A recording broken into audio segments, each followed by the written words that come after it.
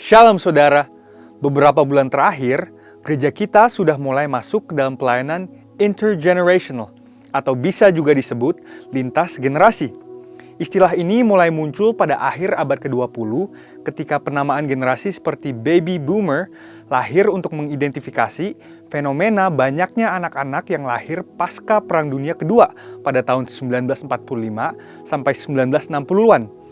Penamaan generasi millennials yang lahir menjelang pembukaan milenium yang baru, yaitu tahun 2000, dipopulerkan oleh William Strauss dan Neil Howe, yang pada saat itu adalah penulis buku dan juga konsultan sosiologis. Dan teori mereka masih dipakai sampai hari ini untuk mempermudah mengidentifikasi perbedaan generasi yang ada di gereja.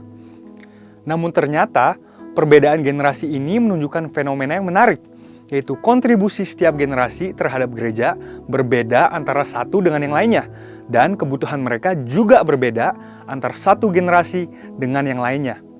Disinilah letak fungsi utama dari pelayanan lintas generasi. Alih-alih berfokus kepada satu generasi saja, gereja melihat sebuah pelayanan yang mewakili dan membuka interaksi antar generasi di dalam sebuah gereja lokal. Lalu apa dampaknya? Dampaknya adalah bahwa setiap karunia dan panggilan dari masing-masing generasi bisa terwakili dan kebutuhan setiap generasi terjawab. Kita sadar bahwa terkadang menjaga hubungan di antara yang sama generasinya saja sudah susah, apalagi membangun hubungan lintas generasi. Tetapi inilah tantangan gereja zaman sekarang. Jadi, apa yang perlu dibangun dalam sebuah hubungan lintas generasi? Ada 3 area besar yang perlu dibangun menurut David Kinnaman dalam bukunya Faith for Exiles. Yang pertama adalah shared experience. Hubungan itu betul-betul terbentuk ketika 2 orang atau lebih mau berkomitmen untuk meluangkan waktu bersama-sama. Dan walaupun sepertinya mudah, kenyataannya tidak semudah itu. Sebuah pertanyaan sederhana. Apakah kita suka menghabiskan waktu bersama dengan orang-orang percaya lainnya dalam komunitas gereja lokal? Bagaimana dengan orang-orang yang berbeda rentang usia dengan kita? Diskusi dan interaksi yang terjadi antar generasi akan menumbuhkan hubungan yang berkualitas. Yang kedua adalah shared goals.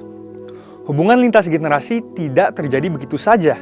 Perlu niat dan tujuan yang jelas dari kedua belah pihak. Apa yang ingin dicapai dari hubungan lintas generasi tersebut?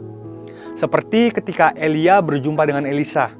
Hubungan yang tercipta memiliki tujuan yang jelas, yaitu untuk mewarisi pengalaman, pengurapan, dan panggilan dari Elia kepada Elisa.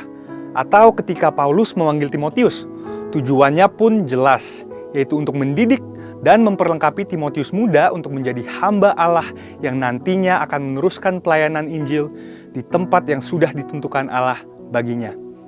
Yang ketiga adalah shared emotions. Manusia adalah makhluk yang juga memiliki emosi. Dan di dalam membangun hubungan pertemanan ataupun mentoring, emosi memainkan peranan yang sangat penting. David Kinnaman menulis bahwa murid yang tangguh adalah mereka yang tertanam dalam gereja lokal yang memiliki penerimaan seperti keluarga. Apakah berarti gereja hanya berfokus menumbuhkan emosi positif saja? Tentunya tidak, sebab Alkitab pun meminta kita untuk menegur mereka yang hidup dalam dosa. Tetapi, iklim emosi yang sehat akan membantu generasi muda untuk merasa diterima di gereja lokal mereka sebagai anak dan sekaligus dibentuk untuk menjadi murid yang tangguh.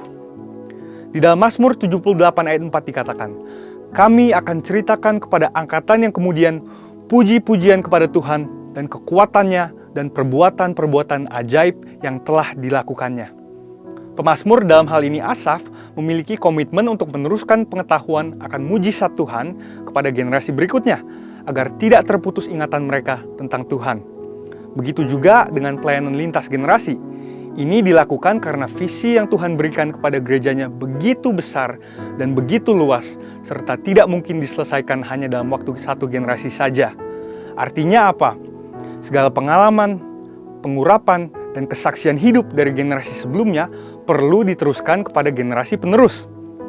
Anak-anak muda yang berdiri di atas pengurapan dan pengalaman generasi sebelumnya akan bergerak lebih cepat, lebih tepat, dan lebih diurapi. Kesimpulannya adalah hubungan lintas generasi membutuhkan niat dari kedua belah pihak untuk saling merendahkan hati, mencari kepentingan bersama, dan kehendak Tuhan. Apa yang dibangun untuk diteruskan kepada generasi berikutnya, bahkan tidak hanya ketiga hal di atas ini, yakni shared experience, goals, dan emotions, tapi juga shared faith. Seperti yang dialami anak rohani Paulus, yaitu Timotius. 2 Timotius 1 ayat 5 menunjukkan dengan jelas kepada kita bagaimana Timotius menerima warisan iman yang luar biasa dari ibunya dan neneknya sendiri. Sebab aku teringat akan imanmu yang tulus ikhlas, yaitu iman yang pertama-tama hidup di dalam nenekmu Lois dan di dalam ibumu Yunike, dan yang aku yakin hidup juga di dalam dirimu. Gereja yang membangun budaya lintas generasi memahami bahwa kehendak Tuhan untuk zaman ini berarti kehendak Tuhan untuk setiap generasi yang ada sekarang. Untuk itu, membangun jembatan yang menghubungkan lintas generasi perlu dibangun agar suara Roh Kudus bisa secara tepat direalisasikan kepada setiap generasi yang ada di gereja dan di luar gereja hari ini. Saudara, untuk penjelasan lengkapnya dari tim teologi kami, silahkan klik link yang ada di atas atau scan QR Code yang tersedia. Tuhan Yesus memberkati.